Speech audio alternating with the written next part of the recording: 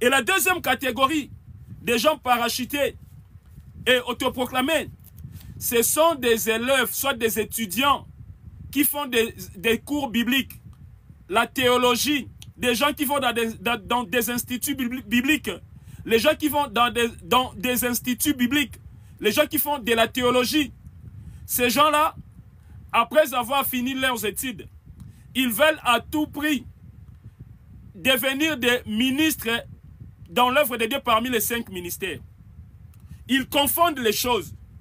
En méditant la parole de Genèse à l'Apocalypse, la Bible ne me montre pas que, après avoir fait les études bibliques, tu dois devenir pasteur, tu dois devenir prophète, tu dois devenir apôtre, docteur, évangéliste. Non, tu peux élargir la connaissance biblique au moyen de la théologie, au moyen des instituts bibliques. Ce n'est pas un péché, c'est tout à fait normal. Et en plus, c'est encourageant. Savoir, on nous dit Jésus-Christ était né en Israël. Ah, l'Israël, c'est dans quel continent? C'est dans quel endroit? Quelle est la capitale? Dans quelle ville? Tout ça, c'est tout à fait important. Si on peut vous apprendre comment méditer la parole de Dieu, c'est tout à fait normal. Mais seulement, cela ne vous donne pas droit de devenir des pasteurs, des prophètes, des docteurs, des évangélistes, des apôtres. Cela me rappelle même une histoire. Dans une église de la place, il y avait un frère qui avait fait des études bibliques quelque part. Et après avoir fini les études bibliques, l'église où il priait, le pasteur a eu la compassion, soit l'amour d'établir ses frères comme diacres dans l'église.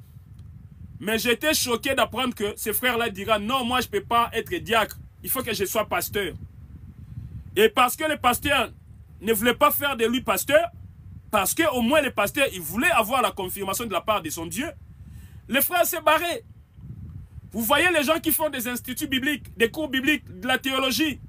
La théologie, les cours bibliques, les instituts bibliques ne vous donnent pas droit de devenir des pasteurs, des prophètes, des docteurs, des apôtres, des évangélistes, à moins que notre Dieu avait déjà prévu que vous soyez un des ministres. Ah, là c'est une bonne coïncidence. Mais si tel n'est pas le cas, arrêtez de tourmenter vos pasteurs. Arrêtez d'embrouiller vos pasteurs là où vous êtes.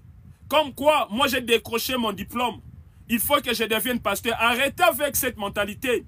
Moi, si j'étais ton pasteur, je te dirais, prends tes papiers, va faire ton église là où tu veux. Mais chez moi, tu ne le feras pas. Car un vrai serviteur de Dieu, c'est celui qui vit à l'écoute de son Dieu.